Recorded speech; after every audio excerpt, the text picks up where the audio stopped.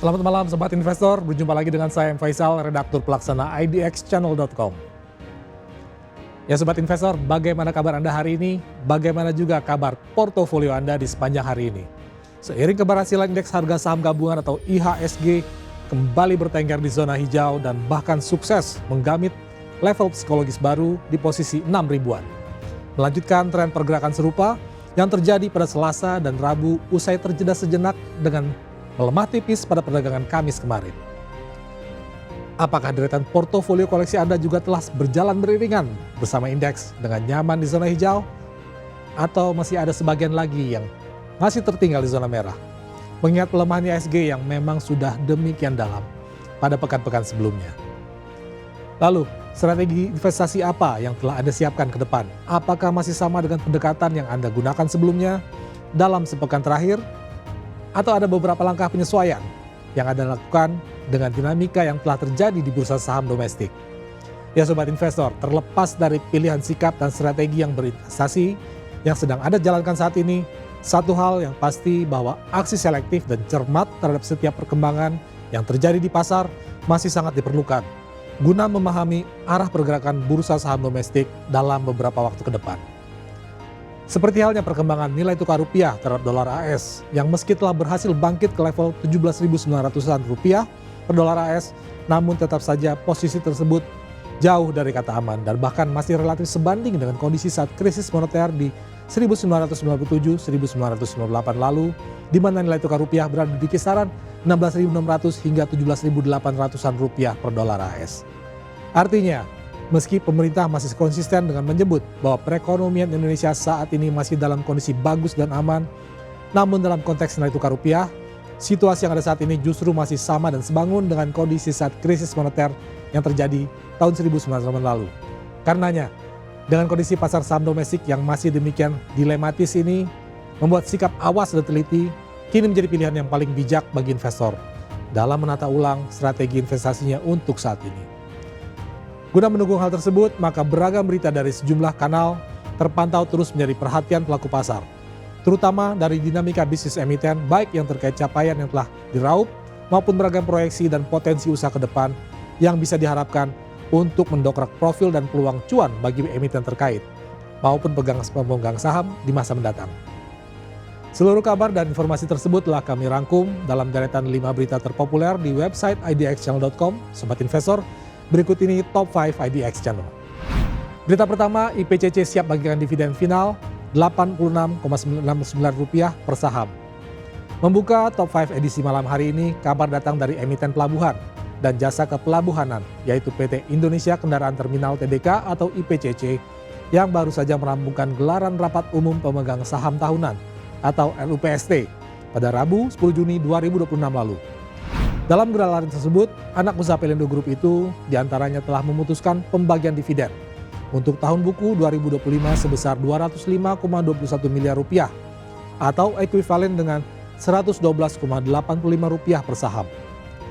Nominal dividen tersebut diputuskan dengan menggunakan perhitungan rasio dividen atau dividen payout ratio sebesar 80% atau sama dengan keputusan dividen pada periode tahun sebelumnya. Dari nilai dividen yang telah diputuskan tersebut, perseroan sebelumnya juga telah membagikan dividen interim pada Januari 2026 lalu dengan nilai mencapai Rp47,57 miliar atau setara dengan Rp26,16 per saham. Dengan demikian, maka sisa dividen final yang bakal didistribusikan perseroan saat ini adalah sebesar Rp157,6 miliar atau setara dengan Rp86,69 per saham. Selanjutnya kita beranjak ke berita kedua, CBRE optimistis right issue berjalan sesuai target. Tunggu pernyataan efektif OJK.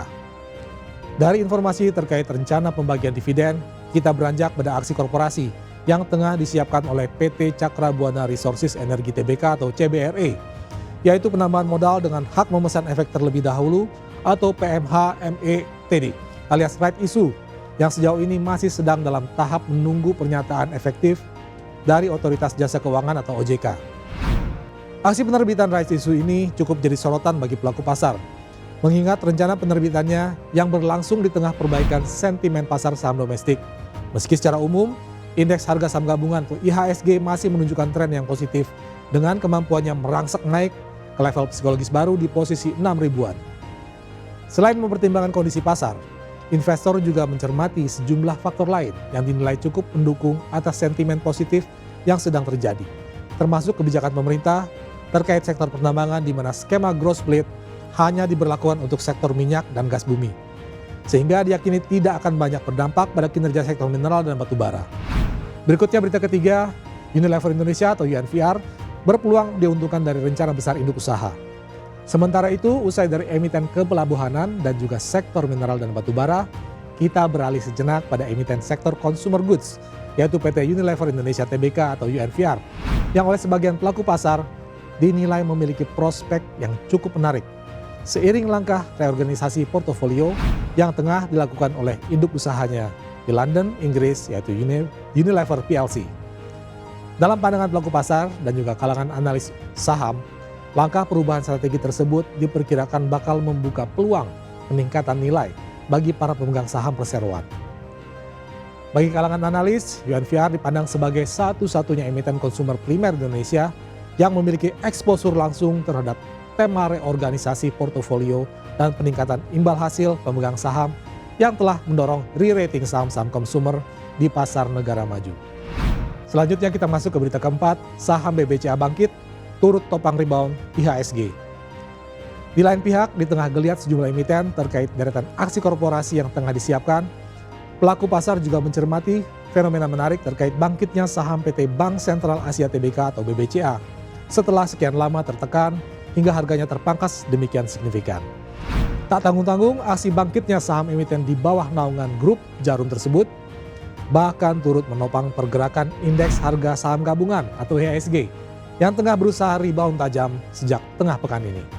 Terpantau dari data perdagangan Bursa Efek Indonesia atau BEI, harga saham BBCA melonjak hingga 7,57% pada perdagangan Selasa 9 Juni 2026 dan kemudian dilanjutkan dengan penguatan sebesar 2,71% pada perdagangan Rabu 10 Juni 2026. Tak hanya soal harga, saham BBCA juga berhasil mencatatkan aktivitas perdagangan paling ramai di pasar saham domestik dengan nilai transaksi mencapai 4,1 triliun rupiah dan dengan volume perdagangan sebanyak 74,7 juta saham serta frekuensi transaksi hingga 122.371 kali.